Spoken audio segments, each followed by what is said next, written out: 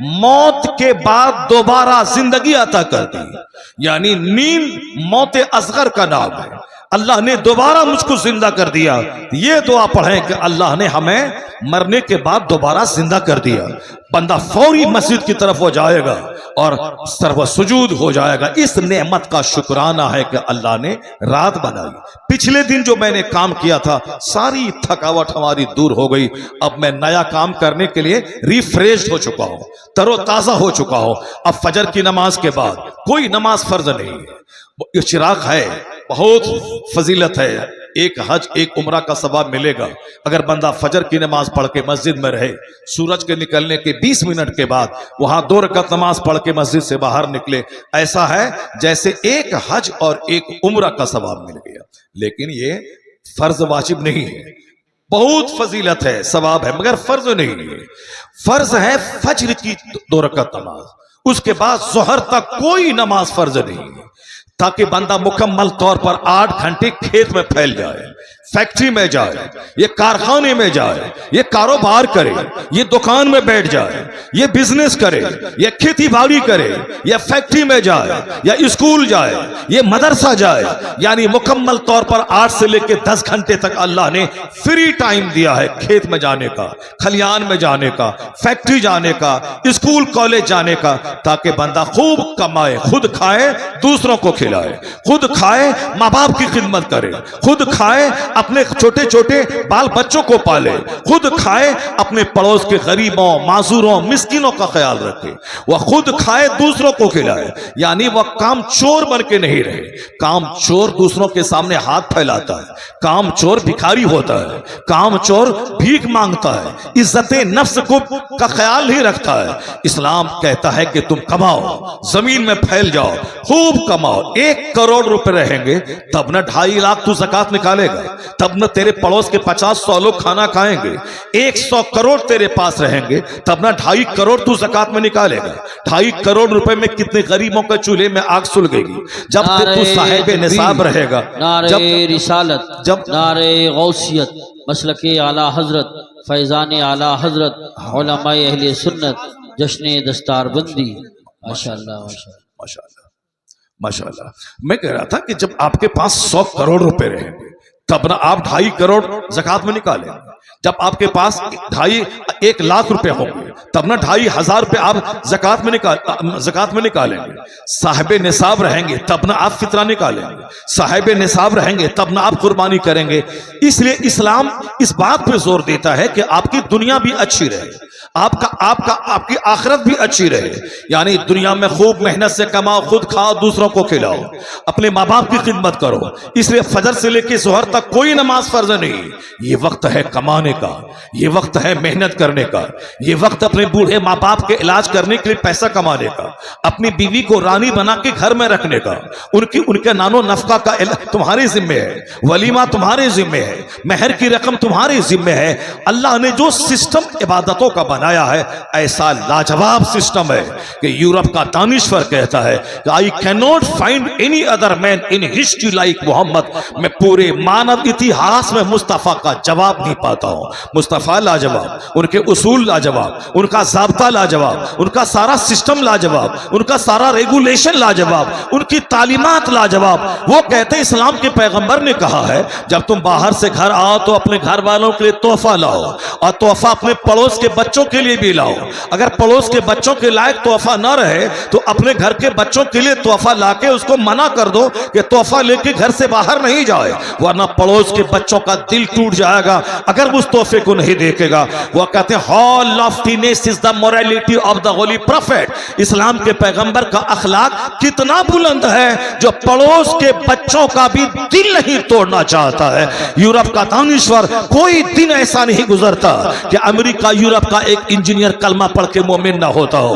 कोई दिन नहीं गुजरता जिस दिन चाइना जापान का कोई वैज्ञानिक कलमा पढ़ के मोमिन ना होता हो। कोई दिन नहीं गुजरता ये खतरनाक प्रोपेगेंडे के बावजूद, ये खतरनाक इस्लाम के खिलाफ प्रचार और प्रसार के बावजूद सारे लोग, सारी मीडिया जुड़ी है इस्लाम के खिलाफ, इस्लाम के कवानीन के खिलाफ, अजान के खिलाफ, नमाज के खिलाफ। मगर मालूम है दूसरा रुख यह है कि कोई दिन ऐसा नहीं गुजरता जिस दिन अमेरिका का इंजीनियर कलमा ना पढ़ता हो, यूरोप का दानिश्वर कलमा ना पढ़ता हो, चाइना जापान का पढ़ा लिखा कलमा ना पढ़ता हो, हिंदुस्तान का कोई दानिश्वर कलमा पढ़ के मुस्तफा का गुलाम ना बनता हो। इसलिए बुजुर्गों ने कहा है कि तालीम को बाज होने दे, मदरसे को बढ़ने दे, स्कूल कॉलेज को फैलने दे, साइंस को जवान होने दे।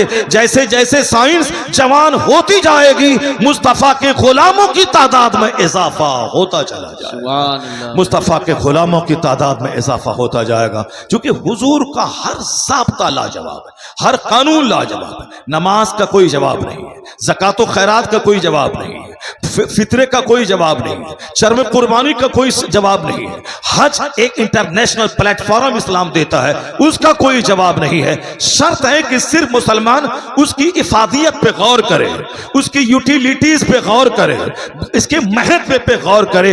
एक मुसलमान का बच्चा कोई बेनमाजी नहीं रहेगा, क्योंकि ये अभी गौर नहीं कर रहा, ये जान नहीं रहा है। हजरत इब्राहिम बिन अदहम के पास शफीक बल्खी आए, कहा हुजूर मैं रोजी की तलाश में घर से बाहर जा रहा हूं, 1 साल के बाद लौट के आऊंगा। कहा ठीक है शफीक जाओ, रोजी की तलाश करना ये बहुत बड़ी नेमत है। अल कासिबो हबीबुल्लाह, हदीस माया है कि रोजी तलब करने वाला, हाथ से रोजी कमाने वाला अल्लाह का दोस्त है। यानी जो हलाल रोजी तलाश करता अपने हाथ से, चाहे टेलरिंग करता हो, चाहे मैकेनिकल काम करता हो, चाहे टाइल्स लगाता हो, चाहे खेती बाड़ी करता हो, चाहे ईंट ढोता हो, हाथ से हलाल रोजी कमाने वाला अल कासिबो हबीबुल्लाह अल्लाह का दोस्त है। शफीक बल्खी निकले, चले गए, कमाने की खातिर गए हैं। एक मंजिल पर ठहरे और वहां उन्होंने एक अजीब सा नजारा देखा और वापस वो आ गए। इब्राहिम बिन अदहम से मुलाकात हुई, कहा तुम तो कहा था कि मैं साल भर के बाद लौट के आऊंगा और तुम चंद ही दिन के बाद वापस आ गए। कहा हुजूर एक वाकया ने मुझको लौटा दिया। कहा कौन सा वाकया? कहा मैं एक जगह ठहरा था, देखा कि एक परिंदा अपाहिज है, उनके दोनों पांव नहीं है, उनके दोनों हाथ नहीं है, लेकिन बिल्कुल मोटा ताजा परिंदा है। तो मैं सोचने लगा इसकी रोजी का इंतजाम कैसे होता है। दुनिया के सारे लोग रोजी की फिक्र में है, अपने वतन से बेवतन होते हैं, और ये परिंदा अपाहिज माजूर उड़ने के लायक नहीं है, आखिर ये खाता पीता कैसे है? तो मैंने थोड़ी देर के बाद देखा कि एक परिंदा उड़ता हुआ आया और चोंच में घास लेके आया, चारा लेके आया, उस अपाहिज परिंदे के पास बैठ गया, उसके मुंह में चारा डाला। तो मैं सोचने लगा ये अपाहिज परिंदे को अल्लाह रोजी कैसे देता है? दूसरे परिंदे के जरिए इसकी रोजी का इंतजाम फरमाता है। जब अल्लाह जानवर परिंदे को रोजी देता है तो मुझे भी रोजी देगा। तो अब मैं वतन से बाहर नहीं जाऊंगा, अपने वतन में रहूंगा, अल्लाह ताला मुझको रोजी देगा। जनाब शफीक बल्खी वहां से वापस आ गए। इब्राहिम बिन अदहम से मुलाकात हुई, कहा शफीक वापस आ गए? कहा हुजूर मैंने रास्ते में एक वाकया देखा, इस वाकये ने मुझको अंदर से झंझोड़ दिया कि जब अल्लाह रोजी देने वाला है तो फिर वतन से बेवतन क्यों हो जाऊं? वतन में रोजी देगा। जो अल्लाह अपाहिज परिंदे को नहीं भूलता है वह मुझको कैसे भूलेगा? इसलिए मैं वापस आ गया। इब्राहिम बिन अदहम ने क्या कहा जरा गौर से सुनिए। इब्राहिम बिन अदहम कहते ए शफीक तुमने उस परिंदे को तो देखा जो माजूर परिंदा है, वह परिंदे को देखा और तुम समझ गया कि रोजी का इंतजाम अल्लाह करेगा, हमको देगा। लेकिन तुम उस परिंदे को क्यों नहीं देखा जो परिंदा खुद खाता है और अपने मुंह में चारा ला के अपाहिज को देता है? तुम उससे क्यों नहीं सबक हासिल किया? तुम माजूर परिंदा क्यों बनना चाहता है? तुम अपाहिज परिंदा क्यों बनना चाहता है? तुम उस परिंदे की तरह बन जा जो खुद खाता है और माजूर परिंदे को खिलाता है, अपने चोच में रोजी लाता है और उसको खिलाता है। अल्लाह तबारक व तआला यही चाहता है कि मेरा बंदा कमाए, ज़कात फर्ज हो ताकि गरीबों का भला हो, मेरा बंदा कमाए ताकि इस पर उश्र वाजिब हो ताकि गरीबों का भला हो, मेरा बंदा साहिब निसाब हो ताकि सदक़े फित्र निकाले, गरीबों का भला हो, मेरा बंदा गाय पाले ताकि 40 में से एक बकरी निकाले, 40 गाय में एक बकरी निकाले ताकि गरीबों की खुराक हो जाए, जमीन से फसलें पैदा करे, 10 केजी में 1 केजी गरीबों को दे दे, 20 में 1 केजी गरीबों को दे दे, तो अल्लाह तबारक व तआला हमें मजदूर नहीं बनाना चाहता, हमें अपाहिज नहीं बनाना चाहता, अल्लाह हमें कंगाल नहीं देखना चाहता। ये तो हम अपनी मर्जी से कंगाल बने हैं। मुसलमान रमजान के दिनों में जाके देख लें, जामा मस्जिद दिल्ली में ऊपर से लेके नीचे तक सारी सीढ़ियां भीख मंगों से भरी हुई है। हर शहर में हर गली कूचा भीख मांगने वालों से भरी है। जो कौम सखी बन के आई थी, जो कौम दान करने आई थी, जिस कौम में ज़कात और फितरात के सदका फित्र के कवानीन मौजूद है, उस कौम के लोग भिखारी कैसे बन गए? ये कौम तो ज़कात लेके निकलती, कोई लेने वाला नहीं मिलता, और वह वक्त आने वाला है मालो असबाब की कदर फरावानी हो जाएगी, लोग ज़कात लेके निकलेंगे, कोई लेने वाला ना होगा। ये कौम भिखारी कब से बन गई? टेंडेंसी चाहिए। अल्लाह ने कुरान में सिखाया है, रब्बना आतीना फिद दुनिया हसना व फिल आखिरत हसना, यानी ए अल्लाह मुझे दुनिया में अच्छाई अता फरमा, आखिरत में अच्छाई अता फरमा, मुझे जहन्नम की आग से बचा। तो मुस्लिम कौम, सिविलाइज्ड कौम, मुहज्जब कौम, खुद खाने वाली और दूसरों को खिलाने वाली कौम, तो अल्लाह ने हमें दुआ सिखाया है कि तुम्हें इस दुनिया में भी भलाई चाहिए और आखिरत में जन्नत चाहिए। उसके लिए तुम्हें खेत खलियान जाना होगा ताकि रोजी मिले, दुकान जाना होगा ताकि रोजी मिले, फैक्ट्री जानी होगी ताकि रोजी मिले, और इसी में से टाइम निकाल कर तुम्हें फज्र के टाइम में मस्जिद जाना होगा ताकि जन्नत मिले, जोहर में मस्जिद जाना होगा ताकि जन्नत मिले, असर में मस्जिद जाना होगा ताकि जन्नत मिले। खेत गए बगैर रोजी घर में नहीं आती, तो मस्जिद गए बगैर भी जन्नत नहीं मिलती है। तो दुनिया को खुशगवार बनाने के लिए खेत खलियान जाना होगा, आखिरत की जन्नत के लिए मस्जिद और मदरसा का रुख करना होगा। नारे तकबीर, नारे रिसालत, नारे गौसियत।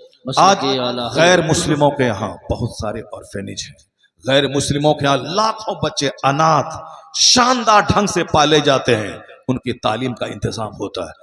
वो कहां से सीखा है? यतीम खाना कहां, किसने बताया है? मेरे पैगंबर ने 1400 साल पहले बताया, जिस घर में यतीम पाला जाता है वो घर बाबरकत घर है, उस घर में अल्लाह के फरिश्ते जाते हैं। जिस घर में कोई यतीम पाला जाता है उस घर पे खुसूसी रहमत इलाही का नुज़ूल होता है।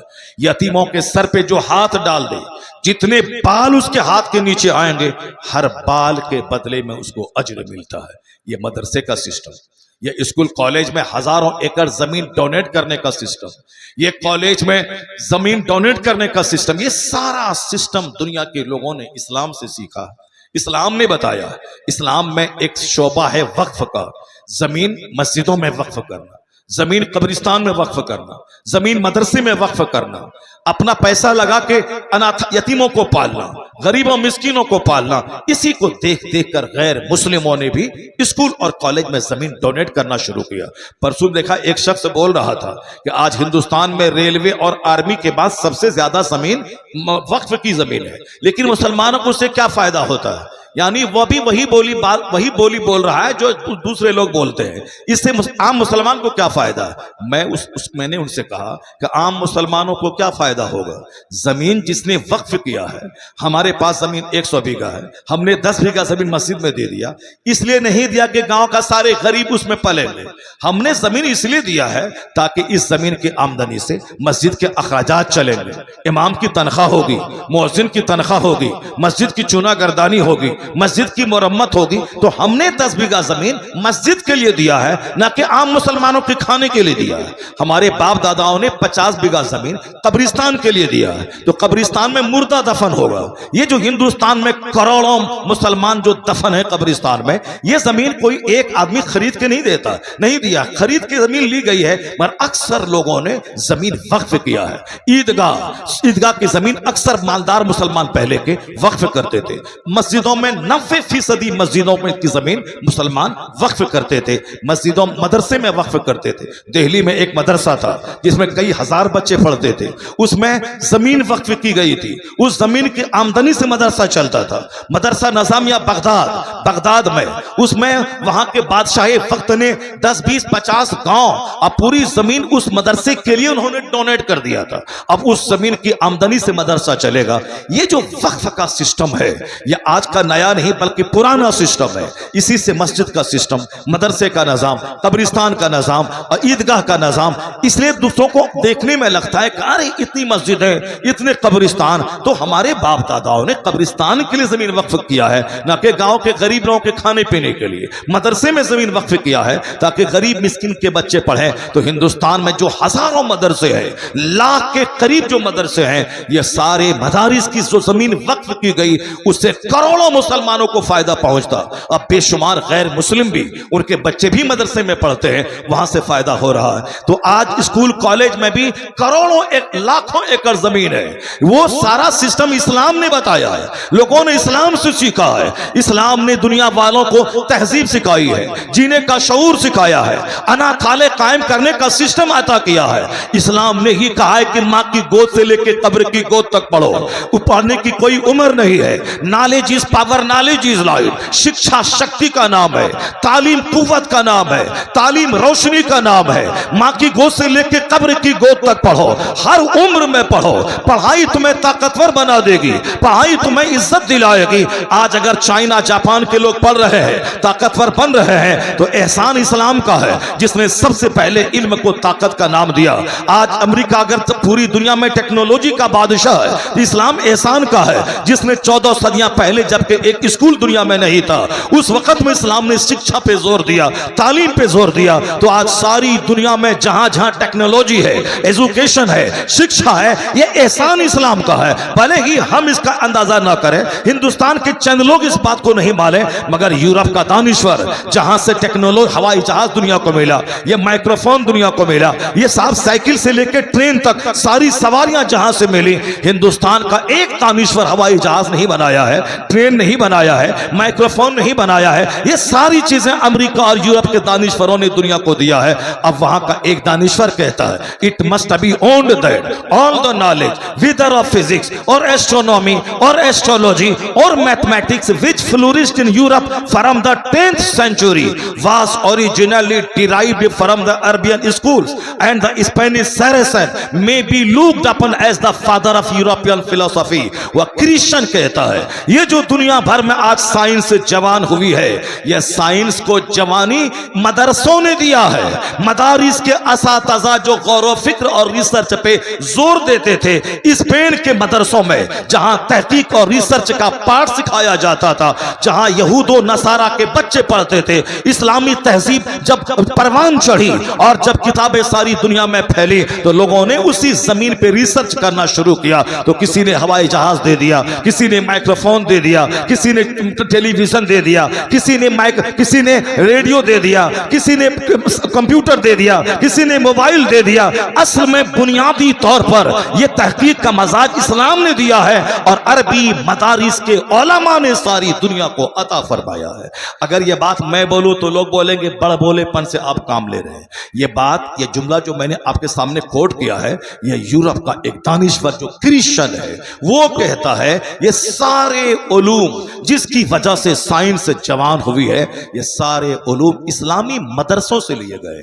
इस्लामी मदरसों के पढ़ाने वाले असातिज़ा ये यूरोप की साइंस के बाप कहे जाने के मुस्तहिक हैं। ये उन्होंने कहा है, चूंकि पहले मदरसे और स्कूल अलग अलग नहीं था।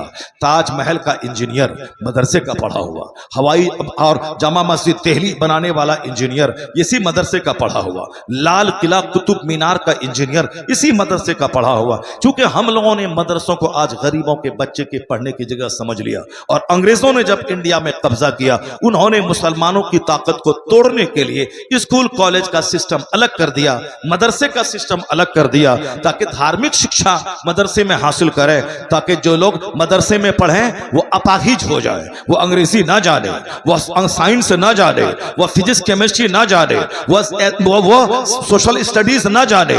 मदरसे में सिर्फ वो धर्म सीखता रहे और कंगाल बन के रहे। और स्कूल कॉलेज में पढ़ने वाला वो कुरान नहीं जाने, वो हदीस नहीं सीखे, वह मॉडर्न एजुकेशन के चक्कर में रोजी रोटी की तलाश में वो रहे, वह भूल जाए रोजा, वह भूल जाए नमाज। यानी मदरसे के लोगों को भी माशी तौर पर कमजोर कर दिया जाए और स्कूल कॉलेज में जो मुसलमान के बच्चे पढ़ें उसको मजहबी तौर पर कमजोर कर दिया जाए। अंग्रेज अपने प्लान में कामयाब हो गया। आज जो लोग स्कूल कॉलेज में पढ़ते हैं वो डीएफ तो बन जाते हैं, एसपी तो बन जाते हैं, मास्टर बशर तो बन जाते हैं लेकिन वो आखिरत को भूल जाते हैं कि मरने के बाद मेरा क्या होगा। दुनिया का 100 साल 1 सेकंड के बराबर है, मरने के बाद का एक दिन 50,000 साल के बराबर है। असल आराम आखिरत का, असल सुकून आखिरत का। ये दुनिया का 100 साल तो एक कतरा पानी की मानिंद है और आखिरत जहां सदा रहना है वो तो समंदर की मानिंद है। इसलिए दुनिया में खुशहाल रहने के लिए 10% मेहनत की जरूरत है और जन्नत जाने के लिए 90% मेहनत की जरूरत है। क्योंकि दुनिया में 100 साल के अंदर ही दुनिया छोड़ के जाना है और जहां जाना है वहां कभी नहीं छूटना है। आखिरत सदा की आखिरत है, वहां मौत को ज़बह कर दी जाएगी। जहां सदा रहना है, आग है तो आग है, जन्नत का बाग है तो बाग है। इसलिए मुसलमानों को 99% वहां के बाग पे गौर करना होगा, आखिरत की भलाई के बारे में सोचना होगा। जहां सदा रहना है उसकी फिक्र करनी होगी। ये सारी फिक्रें अंग्रेजों ने हमारे दिमाग से निकाल दिया। अब हम रोजी रोटी की फिक्र में लग गए। बच्चा इंजीनियर बनेगा, कमाएगा खाएगा, डॉक्टर बनेगा, कमाएगा खाएगा, मास्टर बनेगा, कमाएगा खाएगा। इसलिए आज कौम मुस्लिम को चाहिए कि इंजीनियर बना के बच्चों को कुफ्र की तरफ ना धकेल दे, डॉक्टर बना के बच्चों को कुफ्र की तरफ ना धकेल दे,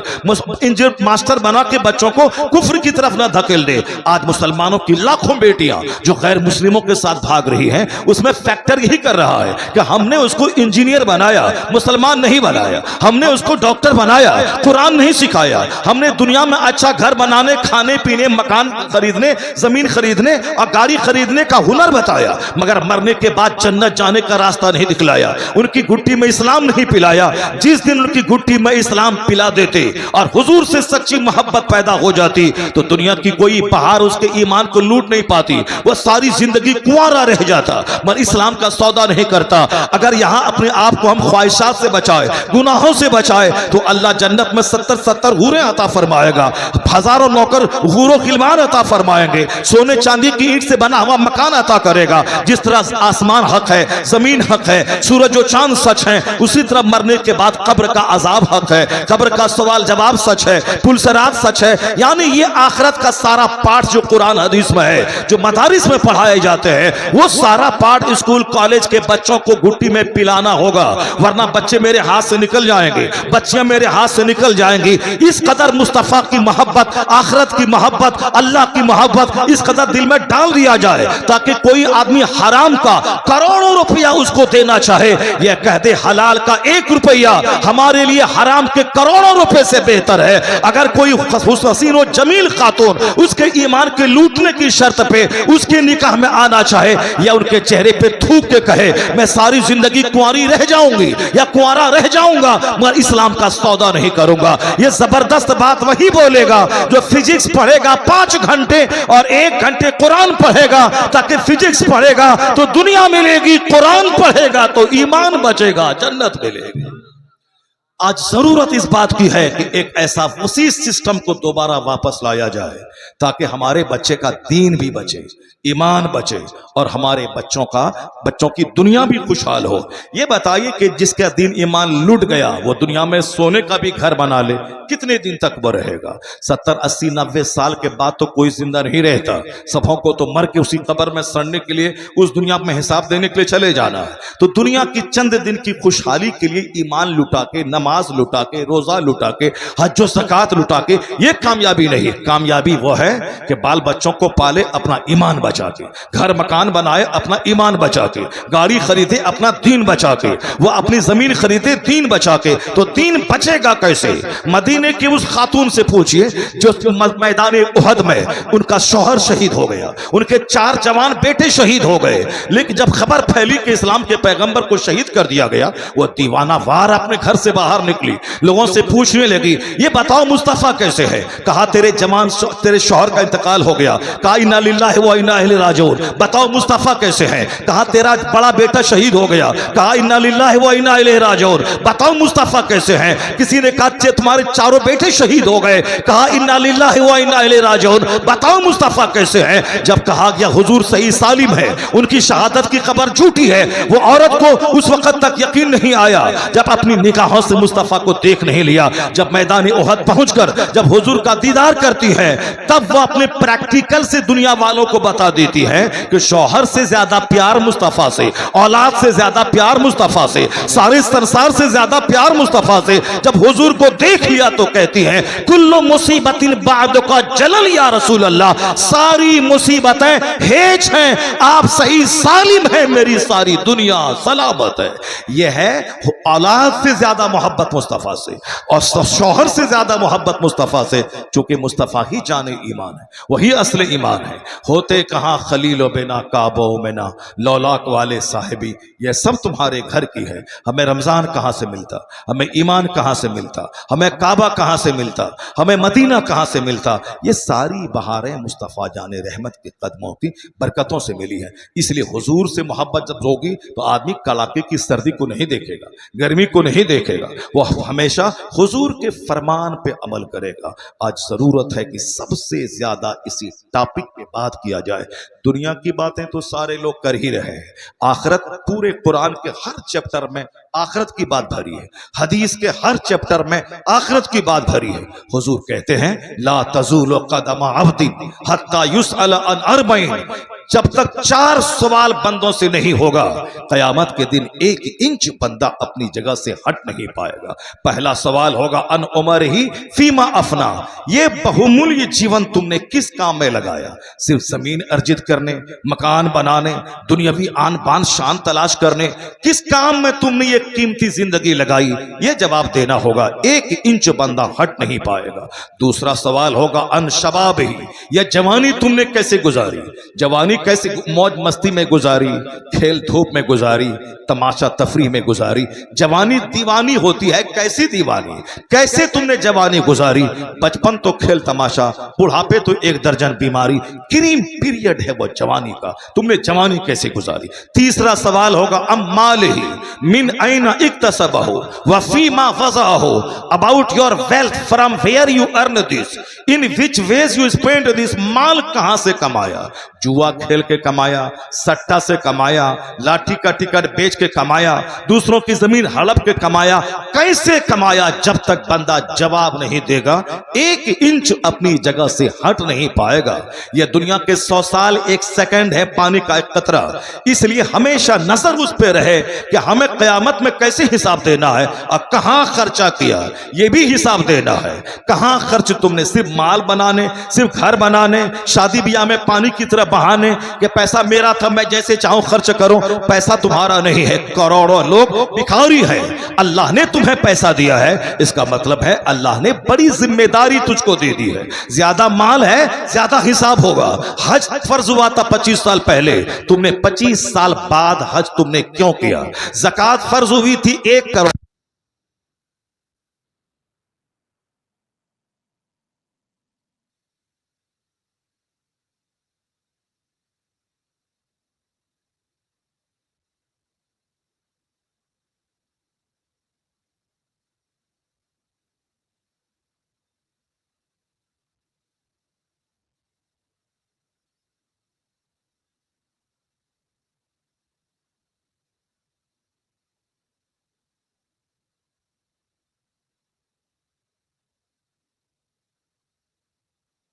सामने बयान की जाएंगी।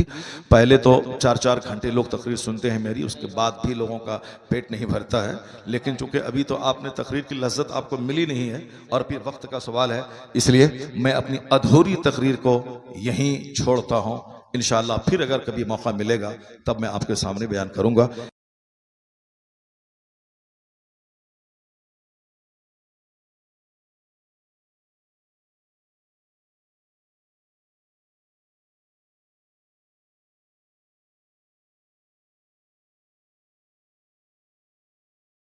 अच्छी बातें कर रहे हैं, अल्लाह का शुक्र है कि आप जन्नती महफिल में आया हुए हैं, वरना सारे लोग गांव के आ गए होते तो हजारों का मजमा हो गया होता। तो सारे लोग क्यों आएंगे? हदीस में आया है कि 1000 में 999 लोग जहन्नम जाएंगे। 1000 में 999 लोग जहन्नम जाएंगे। एक बंदा जन्नत जाएगा। अब जाहिर सी बात है, जन्नती कितने परसेंट है आप हिसाब लगा सकते हैं। हमेशा सच्चे लोग कम रहते हैं, झूठे ज्यादा है, नमाजी कम है, बेनमाजी ज्यादा है, जन्नत की फिक्र करने वाले लोग कम हैं, जहन्नम की तरफ जाने वाले लोग ज्यादा है।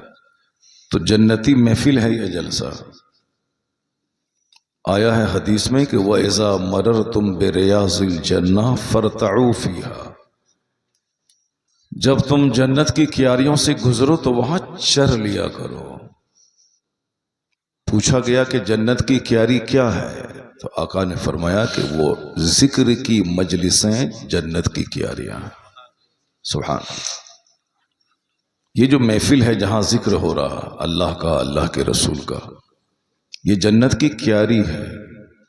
और यहां थोड़ी देर बैठकर अल्लाह का जिक्र कर लेना, सुन लेना, गोया जन्नत में चर लेना हो। तो जन्नती लोग थोड़े हैं, जहन्नमी ज्यादा है। तो आप उन लोगों पे तरस नहीं खाएं जो लोग जलसे में नहीं आए, बल्कि अपनी तकदीर पे नाज करें कि अल्लाह ने आपको जन्नत की क्यारी में आने की तौफीक अता कर दी। हमेशा पॉजिटिव सोचा करें, नेगेटिव नहीं। लोग नहीं आ रहे हैं, लोग नहीं कर रहे हैं, लोग नहीं सुन रहे हैं, ये सब बोलने का वक्त अब नहीं है। अब है कि मुझे क्या करना है, मैं क्या कर रहा हूं। आप आ गए, बहुत बड़ी बात है। क्योंकि इस जमाने में कौन जलसे में आता है, कौन जलसे को सुनता है, कौन जलसा करवाता है। स्कूल खोलने की हवस तो सबको है ताकि माल कमाए, कॉलेज खोलने की फिक्र सबको है ताकि बिजनेस का एक जबरदस्त रिसोर्स हो जाए। मगर मदरसा कौन खोलेगा? मदरसा खोलने का मतलब है सारी जिंदगी भीख मांगते रहना। मदरसा खोलने का मतलब है सारी जिंदगी भीख मांगना।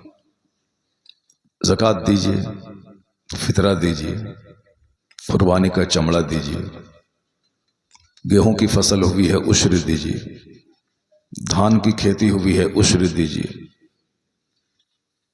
आपने गन्ना की खेती की है उसका उश्र दीजिए। सारे लोग रमजान में खा पी रहे हैं और मदरसा चलाने वाले यहां वहां ज़कात दीजिए। ऐसा नहीं कि एक साल घूम लिए तो अब सारी जिंदगी चलता रहेगा मदरसा, नहीं। जब तक बंदा जिंदा है तब तक मांगना पड़ेगा। ये कितना खतरनाक काम है। अभी तकरीर में करूंगा, लोग सुनेंगे, वाह वाह सुभान अल्लाह, क्या बात है, जबरदस्त तकरीर आपकी हो रही। मुफ्ती फैजान साहब तकरीर की, सुभान अल्लाह, माशाअल्लाह, बहुत जबरदस्त। लेकिन सुबह ये आपके यहाँ रसीद लेके पहुंच जाएं कि हमारे दारुल उलूम में 400 बच्चे पढ़ते हैं, उसके लिए 1 कुंटल चावल चाहिए। पहले तो आप सर खुजलाएंगे, सोचेंगे क्या कहें क्या नहीं कहें। जो मोहब्बत, जो इज्जत तकरीर सुनने के बाद हुई थी, 70% इज्जत वहीं खत्म हो जाएगी। वो बोलेंगे भी नहीं कि हुजूर आप मेरे घर तशरीफ लाए, सैयद साहब क्या कहना, आले रसूल का कदम मेरे घर में पड़ गया, मैं खुश नसीब हूं, मैं अपनी तकदीर पर नाज करूं, कम है। हुजूर आइए तशरीफ लाइए, चंदा बाद में होगा, पहले इस फकीर को खिदमत का मौका दीजिए। हाँ, चंदा से हट के जाएंगे तब तो सब होगा, काजू किशमिश ये वो सब हुजूर तशरीफ ले आए। लेकिन जहां चंदे की बात आ गई, बस सब बात खत्म। अब वो बार बार कहने के बावजूद भी बेचारा बोझल दिल के साथ कुछ पैसे लिखा देते हैं। उसके बाद फिर अगर देख लिए दूसरी बार हजरत आ रहे हैं तो क्या करेंगे? वो दरवाजा बंद कर देंगे वो। लेकिन आपको मालूम है कि फैजान मियां उनकी इस तरह की हरकतों से बेसार होकर मदरसा बंद नहीं कर देंगे, ये मदरसा चलाना छोड़ नहीं देंगे। बल्कि फैजान मियां ने तो सर पे कफन बांध ही लिया है। कि मेरी इज्जत करो या ना करो, मगर मदरसा का दरवाज़ा बंद नहीं होगा। हदीस कुरान की तालीम का सिलसिला बंद नहीं होगा। मुझको इज्जत नहीं दो, मगर दरसगाह की खिदमत करो, अपने बच्चों को भेजो, पढ़ाओ, दीन सिखाओ। तो इतना बड़ा काम जो करे कि अपने आप को रुसवा करके जो मदरसा चलाए, उस आदमी के पांव को धोकर पी लेना चाहिए। अपने लिए मांगना जिल्लत है, मगर दरसगाह रसूल के लिए मांगना यह इज्जत की बात है। ये मौलाना वसीमुल कादरी साहब ये कोई आसान काम नहीं कर रहा है। ये समझ लें कि अपने आप को, अपना सर उखली में डाल दिया। हमारे बिहार के देहातों में उसको उखली कहते हैं, जिसमें धान वगैरह डाल के कूटा जाता है। अब यहाँ आपकी जबान में क्या है नहीं मालूम है, वही ना, माशाल्लाह। तो अब उसमें इन्होंने अपना सर डाल दिया है। कोई बोलेगा हरामखोर है, कोई बोलेगा खा के अपना घर बना रहा है, कोई बोलेगा अपनी गाड़ी का पेट्रोल डाल रहा है। यानी जो आएगा दो चार बातें बोल के वो चला जाएगा। मगर मालूम है मौलाना वसीम कादरी अगर अपने इस मिशन में साबित कदम रहे तो अल्लाह तबारक व तआला इनको वो अजर देगा कि ये जन्नत में अकेले नहीं जाएगा, हजारों को अपने साथ लेके जाएगा। क्योंकि जब तक ये चमन रहेगा और जितने बच्चे कुरान और हदीस पढ़ेंगे वो सबको तो सवाब मिलेगा ही, सबको मिला के अजर इनको मिलेगा जिसने ये दरवाजा खोला है। तो मुश्किल काम बहुत कम लोग करते हैं, आसान काम सब लोग करते हैं। तो मौलाना वसीमुल कादरी साहब ने बहुत मुश्किल काम किया है कि मदरसा खोला है। अब लोग गले में गुलाब का माला नहीं पहनाएंगे इसको, आ जाइए मौलाना वसीम साहब, नहीं। हर तरफ मुख्तलिफ परेशानियों का सामना करना पड़ेगा। कहीं कोई अच्छी निगाह से नहीं देखेगा, हर तरफ गीबतें होंगी। लेकिन इन्होंने अगर सब्र से अपने इदारे को अगर मजबूत बना लिया, क्योंकि बड़ा काम करने के लिए बड़ी कुर्बानी चाहिए, सब्र चाहिए, फिर आने वाली नस्लें इनकी कब्र पे फातिहा पढ़ेंगी कि मेरे बाप ने मुझको पैदा किया है और इन्होंने मदरसा खोलकर मुझे इंसान बनाया। अल्लाह तबारक व तआला मौलाना वसीमुल कादरी साहब को हिम्मत और हौसला अता फरमाए और इस इदारे को खूब अल्लाह तरक्की और उरूज अता फरमाए। तो मैं ये कह रहा था कि चूंकि जन्नती हर दौर में कम रहे तो नेक काम करने वाले हमेशा कम रहे। अगर आप घर में नहीं सोकर के महफिल में आ गए, चाय पान की दुकान पे बातें नहीं करके आप दीन सुनने के लिए आ गए, बहुत बड़ी बात है। वरना आजकल सब बोलना जानते हैं, सुनना कौन जानता है। चाय की दुकान पे सब बोल रहे हैं, बस पे सब बोल रहे हैं, ट्रेन में सब बोल रहे हैं, हवाई जहाज में सब बोल रहे हैं, घर में सब बोल रहे हैं, जहां चार औरतें बैठी हैं सब बोल रही हैं, कोई किसी का नहीं सुन रही है। इस जमाने में कौन किसका सुनता है। लेकिन अगर आप कुरान हदीस सुनने के लिए अगर आप आ गए, समझ लें कि खुद से नहीं आए, अल्लाह की तौफीक आपको मिली है। कब आ गए। अल्लाह तबारक व तआला जिस बंदे को दोस्त रखता है, पसंद फरमाता है, उसे नेक काम करने की तौफीक अता कर देता है, नेक लोगों की मोहब्बत उसके दिल में डाल देता है। और जब किसी को देखें कि आलिमों की गीबत कर रहा है, समझ जाएं कि अल्लाह इसको जलील और रुसवा करना चाहता है। क्योंकि आज से 1000 साल पहले एक बहुत बड़े बुजुर्ग ने कहा था कि चूं खुदा खाहत के पर्दे कस दरद मैलश अंदर ताने पाका नहद। जब अल्लाह किसी को जलील करना चाहता है तो उसको नेक लोगों के पीछे लगा देता है। नेक लोगों की गीबत करना, उसकी चुगलखोरी करना, उसका ऐब बयान करना, उसके पीछे लगा देता है, क्योंकि अल्लाह उसको जलील करना चाहता है। और जिसको अल्लाह जन्नत देना चाहता है, जिसको अल्लाह हिदायत देना चाहता है, तो आप समझ लें कि वह नेकों की इज्जत करना सीख लेता है, नेकों से दोस्ती करता है, अच्छी महफिलों से दोस्ती करता है। एक हदीस में आया है कि अर रजुलु अला दीन खलीली फल यंजुर अहदुकुम मैं युखालिल। आदमी अपने दोस्त के दीन पर होता है। तो दोस्ती से पहले देख लो कि तुम दोस्ती किससे कर रहे हो। आदमी अपने दोस्त के मजहब पर होता है। दोस्ती करने से पहले वह देख लें कि दोस्ती किससे कर रहा है। अगर दोस्ती चोर से हुई तो समझ लें कि चोर बनना तय है। अगर दोस्ती खेल तमाशा करने वालों से हुई तो समझ लें कि खेल तमाशे में लीन होना तय है। लेकिन अगर दोस्ती किसी मुत्तकी परहेजगार नेक लोगों से हुई तो आप यकीन जाने आज हो या कल, देर या सवेर, नेक बनना उसका तय है। आपकी तवज्जो है मेरी तरफ? मुझे देख रहे हैं आप लोग? नहीं देख रहे हैं? जरा जोर से बोलें सुभान अल्लाह, जोर से बोलें ला इलाहा इल्लल्लाह मुहम्मदुर रसूलुल्लाह सल्लल्लाहु अलैहि वसल्लम। हदीस में आया है कि मन सल्ला अलैहि मर्रतन वाहिदा सल्लल्लाहु अलैहि अशरा मर्रात। आका अलैहिस्सलाम फरमाते हैं कि जिसने मुझ पर एक बार दरूद भेजा, अल्लाह उस पर 10 बार रहमत नाजिल फरमाता। सुभान अल्लाह। अल्लाह उसके 10 गुनाहों को मिटा देता, अल्लाह उसके 10 दर्जों को बुलंद कर देता। और एक हदीस में आया है कि जो रोजाना 1000 बार दरूद भेजा, हर्रमल्लाहु जसदहु अलन्नार, अल्लाह उसके जिस्म को जहन्नम की आग पे हराम कर देता। एक बार मेरे साथ मिलकर सारे लोग दरूद पाक पढ़ें। अल्लाहुम्मा सल्ली अला सय्यदना व मौलाना मुहम्मद मअदनिल जूद वल करम व आलिहि व बारिक व सल्लिम सलातों व सलामुन अलैका या रसूल अल्लाह। तकरीर हमारी होगी और सारे लोग गौर से सुने उसको। मजलिस से भागे नहीं। ये जन्नत की क्यारी से कौन भागता है? शैतान भागता है। जन्नत की क्यारी से कौन भागेगा? जो बदनसीब होगा।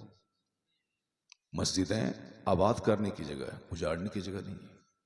मदरसा आबाद करने की जगह, उजाड़ने की जगह नहीं। ये जलसा आबाद करने की जगह, उजाड़ने की जगह नहीं। जो जलसे को उजाड़ेगा, अल्लाह ताला उसकी जिंदगी के सुकून और चैन को उजाड़ देगा। जो मस्जिदों को उजाड़ेगा, अल्लाह उसकी जिंदगी से बहारों को छीन लेगा। जो मदरसों को उजाड़ेगा, वो सारी जिंदगी सुकून और चैन से महरूम हो जाएगा। ये तो बिल्कुल तय है। क्योंकि आजकल मुसलमानों की खोपड़ी थोड़ी सी उलट गई है। अभी रामदेव जी आते हैं तो 1 लाख हिंदू उसकी बातें सुनते हैं। वो क्या कहते हैं? हाथ ऐसे उठाइए, हाथ ऐसे गिराइए, सुबह सवेरे 4 बजे उठिए, हाथ में लाठी लेके मॉर्निंग वॉक कीजिए, हेल्थ मिलेगा, सेहत मिलेगी। यानी वो सेहत की बातें करते हैं। अब 1 लाख लोग उसकी बातें सुन रहे हैं और हम लोग जन्नत की बात करते हैं, हम लोग अल्लाह की मोहब्बत की बात करते हैं। मगर हमारा कोई नौजवान इधर से भागता है, कोई उधर मोबाइल चलाता है, जैसे कि जिंदगी में कभी मोबाइल को देखा नहीं है। लोग 10-10 लाख रुपए का मोबाइल चलाते हैं, मगर लोग उसको कोई देख नहीं रहा है। और हमारे कुछ बच्चे चोरी का मोबाइल ले लेता है 5000 मल्टीमीडिया, उसको हमेशा हाथ में दिखाता रहता है। जुमा के दिन भी मस्जिद जाता है तो वहां भी मोबाइल लेके जाता है। जहां थोड़ा सा मौका मिला मस्जिद में मोबाइल शुरू कर देता है, जलसे में शुरू कर देता है। यानी एक उजड़ी हुई कौम, ऐसा लग रहा है जैसे इसको जलील होना है, रुसवा होना है, बर्बाद होना है, काफिरों के हाथों कटना है। इसलिए इसकी टेंडेंसी, इसके जीने का अंदाज, इसका चेहरा, इसकी बोली, घर में रहने का अंदाज, सब ये बताता है कि इसे अभी और कुछ तबाह बर्बाद होना है। जो आदमी जंगल झाड़ बंदर छुछंदर सबको खुदा कहता है, आज वो सिविलाइजेशन, तहजीब, कल्चर की बातें कर रहा है। मुझको ऐसे जीना है, बच्चों को ऐसे पढ़ाना है, अपने धर्म गुरु का सम्मान ऐसे करना है, धर्म गुरु से कुछ बातें सुननी है। जिसको पाखाना साफ करने का ढंग तरीका मालूम नहीं, उसको वो अपना धर्म गुरु माने हुआ है, उनकी बातें गौर से सुन रहा है। और जो पक्का धोखा देने वाला आदमी अक्सर और बेशतर ऐसे ही होते हैं। जो भी फ्रंट में आता है उसका 2-4 साल के बाद ऐसे इस कैंडल में फंसता है कि सारा संसार हंसता है, लेकिन उससे पहले हजारों नहीं लाखों लोग उसके पीछे चलते हैं, फॉलोवर रहते हैं। इसलिए ए मेरी कौम, सारी दुनिया अब जाग गई कि मुझे क्या पहनना है क्या नहीं पहनना है। सारी दुनिया जाग गई कि मुझे क्या खाना है क्या नहीं खाना है। सारी दुनिया को अब एहसास हुआ है कि मुझको कैसे सोना है कैसे नहीं सोना है। सारी दुनिया को अब लग रहा है कि मुझे शादी ब्याह कैसे करना है। कोरोना काल में एक डीएम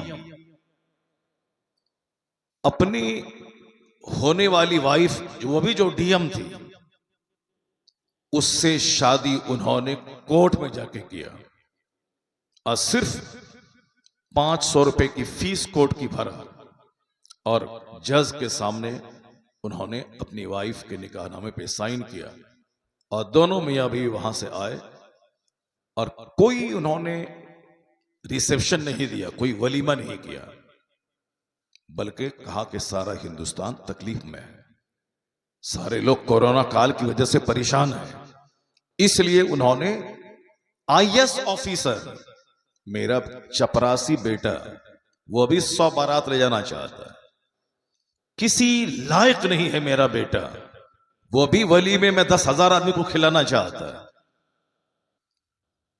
फटीचर क्लास का आदमी है, वो भी 2-4-5 स्कॉर्पियो बुक करके वो शान दिखाना चाहता है। लेकिन वहां डीएम आईएएस ऑफिसर जिन्होंने यूपीएससी कंप्लीट की है वो डीएम है, मगर उसने शादी इस कदर सिंपल किया कि सारा हिंदुस्तान उसकी तारीफ करता रहा, क्योंकि उसका दिल जिंदा है, पढ़ा लिखा आदमी। उन्होंने सोचा कि इस संकट की घड़ी में मुझे शौक नहीं बल्कि जरूरत से काम लेना चाहिए। जब एक डीएम आदमी सिंपल शादी कर सकता है तो जिसके मजहब ने बेसिकली सारी बातें क्या करें क्या नहीं करें ये इस्लाम ने सिखाया है, बेशक क्या लीगल है क्या इलीगल है ये इस्लाम बताता है, क्या हार्मफुल है क्या बेनिफिशियल है ये इस्लाम बताता है, क्या हानिकारक है क्या लाभदायक है ये इस्लाम बताता है। हर जुमा की तकरीर फर्ज है, यानी नमाज के जुमा के साथ यह शर्त है। किसी भी मजहब में ऐसा नहीं कि वीकली कोई नसीहत का कोई उसके यहां सिलेबस हो, ऐसा नहीं है। जब मन में आया पूज लिया, जब मन में आया छोड़ दिया। ये वीकली के वीक में एक बार ये काम करना ही करना है, डेली ये काम करना ही करना है, ईयरली ये काम करना ही करना है।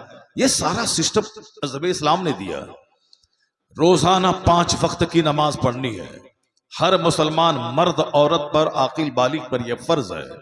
जिस तरह जिंदा रहने के लिए खाना जरूरी है, उसी तरह मुसलमान बने रहने के लिए नमाज पढ़ना जरूरी है। यह सिस्टम इस्लाम दे रहा है। वीकली हफ्ते में एक दिन जुमा की नमाज पढ़नी है। जुमा की नमाज में बगैर खुतबे जुमा की नमाज नहीं होगी। जैसे रोजाना 5 वक्त की नमाजों के बाद कोई बयान जरूरी नहीं है, लेकिन जुमा की नमाज में बयान जरूरी है। वही खुतबे जुमा जो अरबी में मेंबर पे चढ़ के इमाम साहब कहते हैं, इन्नल्लाह यअमुरु बिल अदल वल इहसान व ईताइ ज़िल कुर्बा व यनहा अनिल फहशाए वल मुनकर वल बग़य यइज़ुकुम लअल्लकुम तज़क्करून। ये हर खुतबे जुमा में इमाम साहब पढ़ते हैं। इअमल मा शीत कमा तुदीन तुदान, जो तेरे मन में आता है करो, लेकिन जैसा करोगे वैसा अंजाम भुगतने के लिए तैयार रहना। इस हदीस से पाक का तर्जुमा, इस हदीस से पाक की तिलावत हर जुमा के दिन होती है। और खुतबे जुमा में यह भी है कि सबीलुकुम तवीलुन तवील, तेरा रास्ता बहुत लंबा है। वज़ादुकुम कलीलुन कलील, तेरे पास सफर का खर्च बहुत थोड़ा है। तो क्या कहा जाता है कि अमलू, अमल करो, अच्छा अमल करो, चूंकि रास्ता तेरा बहुत लंबा है और सफर का खर्चा बहुत छोटा है।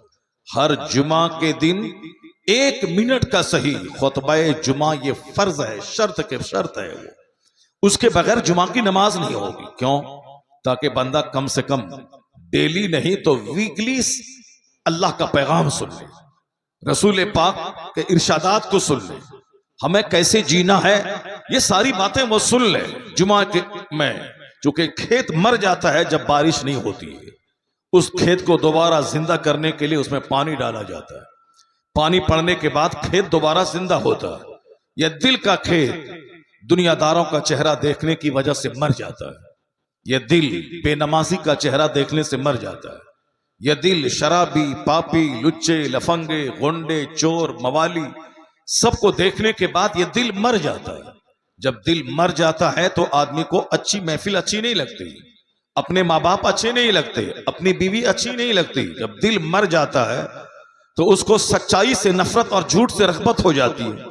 तो इस मरे हुए दिल को दोबारा जिंदा करने के लिए शरीयत ने इंतजाम किया है कि जुमा में लाजमी तौर पर खुतबा सुना जाए, कुरान पाक की तिलावत सुनी जाए और अल्लाह के रसूल की हदीस सुनी जाए। तो खुतबे जुमा को सुनने के बाद ऐसा होता है जैसे मरा हुआ दिल दोबारा जिंदा हो गया हो।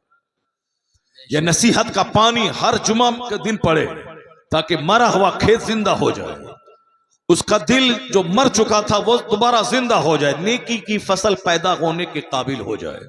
इसलिए इस्लाम ने यह एहतमाम किया कि हर जुमा के दिन वाज होना चाहिए, नसीहत होनी चाहिए। और इस्लाम ने एक एहतमाम किया है कि साल में 2 दिन, ईद और बकरीद में एक लंबा खिताब होना चाहिए।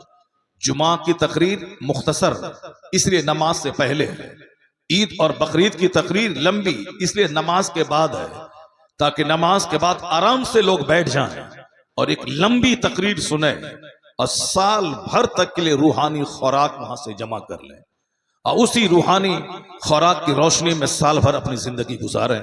तो शरीयत ने इंतजाम किया कि क्या करना है क्या नहीं करना है, ये ईदैन का खुतबा कहता है। कैसे जीना है कैसे नहीं जीना है ये जुमा का खुतबा कहता है। और निकाह की महफिल में डेकोरेशन जरूरी नहीं है। निकाह हम लोगों ने जो अननेसेसरी चीजों को शादी में दाखिल कर लिया है, हल्दी की रस्म, ये रस्म, वो रस्म, ये फालतू रस्म जो गैर मुस्लिमों के यहां से, हिंदुओं के यहां से मुस्लिम सोसाइटी में सारी रस्में आ गई हैं। हमारे यहां सिर्फ इतना है कि निकाह तय हुआ, शादी तय हुई, 2 गवाह सामने रहे और काजी साहब इजाब कबूल करवा दें। रात में निकाह, सुबह में निकाह, शाम में निकाह, जब हो निकाह करें, मस्जिद में निकाह, घर में निकाह। निकाह इस कदर आसान बना दें कि ज़िनाकारी मुश्किल हो जाए, ज़िना चोर दरवाजे से समाज में दाखिल ना हो। लेकिन आज हमने अननेसेसरी इतनी रस्मों को शादी में दाखिल कर लिया है कि अब ज़िना 10 रुपए में हो रहा है, शादी 10 करोड़ में हो रही है, ज़िनाकारी 100 रुपए में हो रही है और शादी 10-10 लाख रुपए में भी नहीं हो रही है। शादी को मैंने महंगा बना दिया, ज़िना सस्ता हो गया। यही वजह है कि पैगंबर आज़म ने शादी को इतना आसान बनाया था कि अपनी बेटी फातिमा ज़हरा की शादी मस्जिद नबवी में पुराने कपड़े में कर दी, ताकि कयामत तक मेरा गुलाम जब अपनी बेटी की शादी का सवाल आए तो पेचीदगी में नहीं पड़े, कॉम्प्लिकेटेड मैटर नहीं बनाए शादी को कि ये होगा तब शादी होगी, कपड़े खरीदारी होगी तब शादी होगी, इतना पैसा होगा तब शादी होगी। नहीं, जैसे ही लड़का हो या लड़की जवान हो, अब माकूल रिश्ता मिल जाए फौरी शादी करा दे, रात में हो या दिन में हो। उसके लिए बहुत बड़ी महफिल के आयोजन की जरूरत नहीं है, सिर्फ 2 गवाह रहें निकाह हो जाए। इतना सिंपल इस्लाम ने निकाह को बनाया था। और खुतबे में निकाह में खुतबा पढ़ा जाए, यह खुतबा निकाह सुन्नत है। और उस खुतबे निकाह में अल्लाह के रसूल ने 3 कुरान पाक की आयात खौफ की तिलावत की। अगर आप शादी ब्याह में जाते हैं और इमाम साहब, काजी साहब निकाह पढ़ाते हैं तो आप गौर करें कि खुतबे निकाह में क्या बोलता है। चूंकि हम लोगों की नजर उस पर रहती नहीं है, नजर रहती है खाने पे, पीने पे, घूमने पे, फिरने पे। इस निकाह की महफिल मुख्तसर सी होगी, इमाम साहब थोड़ा सा मिन किया, साइन करवाया, बस खेल खत्म। जबकि निकाह की महफिल पे जोर देना चाहिए कि जितने रिश्तेदार आए हैं सब वहां बैठे हैं और इमाम साहब ने जो खुतबा पढ़ा उस खुतबे को सुने गौर से, उस खुतबे में क्या कहा गया है। और जो काजी साहब हैं वो उस अरबी खुतबे का तर्जमा उर्दू में बताएं कि इस खुतबे निकाह में क्या कहा गया। या अय्युहन्नासु तक़ू रब्बकुमुल्लज़ी खलक़कुम मिन नफ्सिन वाहिदा खलक़ मिनहा ज़ौजहा व बस्स मिनहुमा रिजालन कसीरन व निसाअ वत्तक़ुल्लाह अल्लज़ी तसाअलून बिही वल अरहाम इन्नल्लाह काना अलैकुम रक़ीबा। इस आयत करीमा में क्या कहा? ऐ लोगों, अल्लाह से डरो जिसने तुम्हें एक जान से पैदा किया, आदम अलैहिस्सलाम से, जिसका जोड़ा उसी में से बनाया, फिर उसमें से ढेर सारे लोगों को अल्लाह ने पैदा, मर्द औरत सबको अल्लाह ने पैदा किया एक आदम अलैहिस्सलाम की जात से। ऐ लोगों, उस अल्लाह से डरो जो जमीन का खालिक है, जो आसमान का खालिक है, जो तुम्हारे बाप आदम का खालिक है, जिससे ये लाखों करोड़ों इंसानों को फैला दिया। सब उसी एक आदम की औलाद है। जिस अल्लाह ने तेरे लिए औरत को बनाया ताकि उससे शादी करके अपने बाल बच्चों की आबादी का सिलसिला जारी रखो, वही रब है जो आसमान से पानी बरसा के तेरे पानी पीने का इंतजाम फरमाया। वही है जो जमीन से फसलें पैदा करके तेरे खाने का इंतजाम किया। वही है जो तेरे कपड़े और पोशाक के लिए शानदार चीजें पैदा की। वही है जो तुम्हारे खाने के लिए वेजिटेबल्स, खीरा, ककड़ी, फल फ्रूट से लेके सारी चीजें तेरे लिए पैदा की। एहसान मानो उस रब आला का जिसने जानवर के थनों का दूध तेरे लिए बनाया, जिसने माँ की छाती का दूध तेरे लिए बनाया। जब तक माँ के पेट में रहे तो माँ का माहवारी खून अल्लाह ने रोक के तेरी ग़िज़ा का इंतजाम किया। और जैसे ही माँ के पेट से पैदा हुए, जो छाती खुश्क थी उसमें दूध की नहर जारी कर दी ताकि तेरे पैदा होने के बाद जो सबसे बेहतरीन ग़िज़ा है दुनिया की, वो ग़िज़ा तुम खाओ। एक बच्चे के लिए सबसे बेहतरीन ग़िज़ा है माँ का दूध। माँ का दूध से बेहतर कोई ग़िज़ा नहीं है। तो अल्लाह ने जब तक बच्चा माँ के पेट में था तो माँ का माहवारी खून से उसकी ग़िज़ा का इंतजाम हुआ, और जैसे ही पेट से बाहर निकला अल्लाह ने उसकी खुश्क छाती में दूध का दरिया बहा दिया ताकि 2 साल तक इम्यूनिटी पावर के लिए माँ का दूध पिए, प्रोटीन्स विटामिन हासिल के लिए माँ का दूध पिए, बीमारी से लड़ने की क्षमता के लिए माँ का दूध पिए। और 2 साल के बाद जैसे ही माँ का दूध बच्चे के लिए हराम हो गया तो बकरी के थनों का दूध है, ये गाय का दूध है, यह भैंस का दूध है, बदन को गोश्त चाहिए, ये परिंदों का गोश्त है, ये जानवरों का गोश्त है, बंदे को गोश्त चाहिए, ये समंदर की मछलियां तुम्हारे लिए, ये परिंदों का गोश्त तुम्हारे लिए, ये जानवर का दूध तुम्हारे लिए, ये खीरा ककड़ी तुम्हारे लिए, ये सेब संतरा अनार तुम्हारे लिए, ये समंदर का खारा पानी जिसको अल्लाह आसमान पे ले जाता है, फिर वहां से बरकत वाला पानी बना के उतारता है। यही समंदर का खारा पानी, समंदर के किनारे जब बंदा को प्यास लगे वह नमकीन पानी पी नहीं पाएगा, पिएगा तो उसका हल्का कट के बाहर निकल जाएगा, बंदा तड़प तड़प के मर जाएगा प्यास के मारे, मगर वो नमकीन पानी समंदर का, अपार समंदर का पानी उसकी प्यास नहीं बुझा पाएगा चूंकि वह नमकीन है। तो अल्लाह ताला जबरदस्त गर्मी देता है, उसी समंदर का पानी भाप बन के ऊपर जाता है, फिर उसको बादल उड़ाता है, फिर वहां से वही खारा पानी मीठा बना के अल्लाह जमीन पे गिराता है। वो अनज़लना मिनस समाए माअ मुबारका, अल्लाह कहता है हमने आसमान से बरकत वाला पानी उतारा है तुम्हारे लिए। उस पानी के उतरने से खेत जिंदा होता है, उस पानी के उतरने से कुओं, तालाब, नदी नाले में मेरे पीने के पानी का इंतजाम होता है, उस पानी में शिफा रखा है, वह पानी आसमान से उतरता है। तो अल्लाह ने मेरे पीने के लिए मीठा पानी जमीन से निकाला, चापाकल, हैंड पाइप के जरिया, कुआं के जरिया, ये वही पानी है जो आसमान से नीचे गिरता है। समंदर के किनारे भी हम हैंड पाइप के पानी से लें तो मीठा पानी, और फिर समंदर का पानी खारा पानी। कौन है जो एक सिस्टम के तहत मेरे जिंदा रहने के लिए इस कदर मीठे पानी का इंतजाम फरमाता है? वही है जो हमारे लिए गोश्त, हमारे लिए सब्जियां बनाया। तो अब हम किस काम के लिए बने ताकि बंदा गौर करे, खुतबे निकाह में, खुतबे जुमा में, खुतबे ईदैन में, सीरत की महफिलों में, बंद कमरे में एक आलिम रब्बानी मदरसे की चटाई पर यही पैगाम देता है कि तुम अपने इर्द गिर्द सराउंडिंग्स पे गौर करो। यह आसमान तेरे लिए है, यह रात तुम्हारे सोने के लिए है, यह दिन तुम्हारे काम करने के लिए है, यह मौसम की तब्दीली तेरे जिंदा रहने के लिए है। सिर्फ गर्मी का मौसम रहे तो तू जिंदा नहीं रह सकेगा, सिर्फ जाड़े का मौसम रहे तो तू जिंदा नहीं रह पाएगा, सिर्फ बारिश का मौसम है तो जिंदा नहीं रह पाएगा। बारिश का मौसम भी जिंदगी के लिए जरूरी है, सर्दी का मौसम भी जिंदगी के लिए जरूरी है, गर्मी का मौसम भी जिंदगी के लिए जरूरी है। ये सारी चीजें जिंदा रहने के लिए जरूरी है।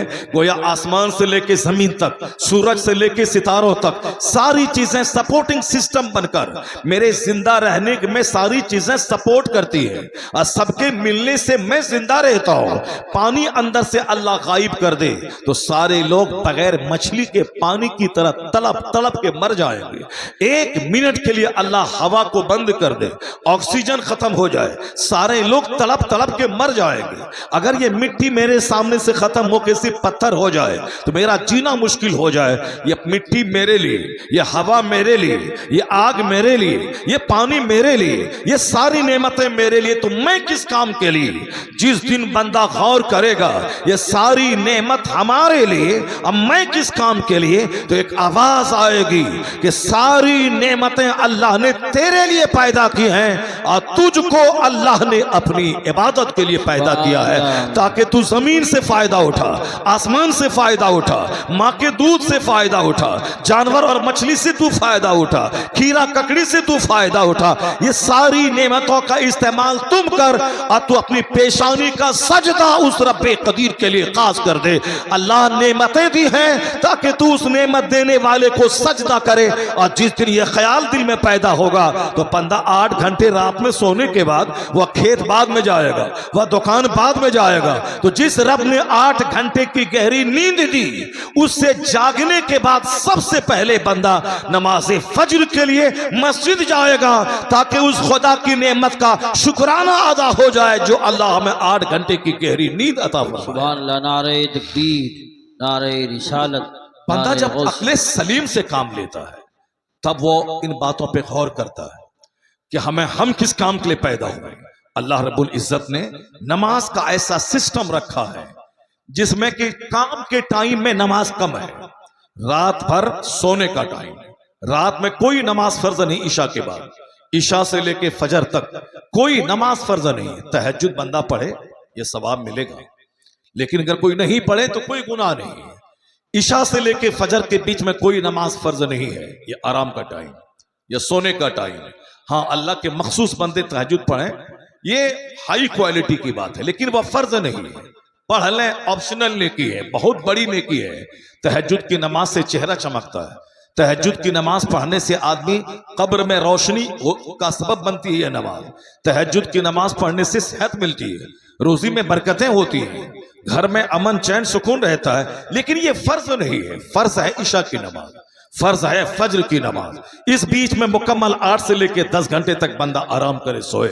तो अब जब सोने के बाद जगे तो क्या